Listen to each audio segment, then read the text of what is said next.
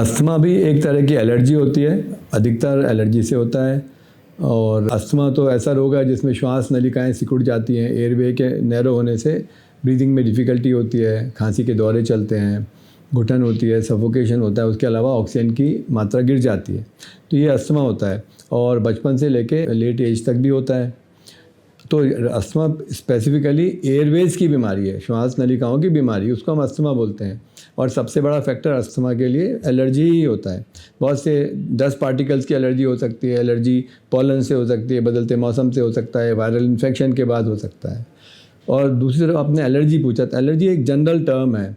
Allergy का मतलब ये है कि एक व्यक्ति किसी पर्टिकुलर चीज़ों से सेंसिटिव है। ये स्किन में होगी तो हम उसको एलर्जिक डर्मेटाइटिस बोलते हैं, यदि नाक में होगी तो हम उसको एलर्जिक राइनाइटिस बोलते हैं, आँख में होगी तो एलर्जिक कंजक्टिवाइटिस बोलते हैं। तो इस तरह एलर्जी जनरल वर्ड है, एलर्जी विभिन्न ऑर्गन्स और सिस्टम्स में हो सकती है।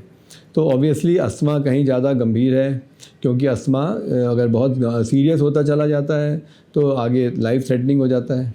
दूसरी बात, अस्थमा यंग एज से हो सकता है, तो छोटे बच्चों को खेलकूद में प्रॉब्लम होती है, पढ़ाई में प्रॉब्लम होती है, इवन ग्रोथ में कमी आ जाती है। प्रेगनेंसी में अस्थमा होता है, सीवियर होता है, ऑक्सीजन की कमी होती है, तो भ्रूण को, बेबी को पेट के अंदर नुकसान होता है। यदि एल्डरली को अस्थमा होता है तो उनकी क्षमता कम हो जाती है चलने फिरने की। तो अस्थमा एक गंभीर बीमारी हो सकती है, परंतु अस्थमा को नियंत्रित किया जा सकता है, उसको पहचानना आवश्यक है। कुछ बेसिक सिम्टम्स होते हैं जो अस्थमा के तरफ इशारा करते हैं, जैसे लंबी खांसी आना, बार बार खांसी आती है जो धूल से, धुएं से या दौड़ भाग से बढ़ जाती है।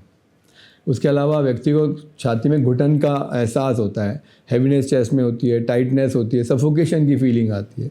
कई बार सांस में सीटी की आवाज़ें आती है, जब खांसी आती है या सांस लेते हैं तो वीजिंग साउंड आती है, तो ये शो करता है कि अस्थमा है। और उसके अलावा जब ज़्यादा ज़ोर से सांस आती है तो यहाँ गले में गड्ढे बढ़ने लगते हैं, जो हमारी रेस्पिरेटरी मसल्स का यूज़ होने लगता है। तो ये अस्थमा के इनिशियल लक्षण हैं।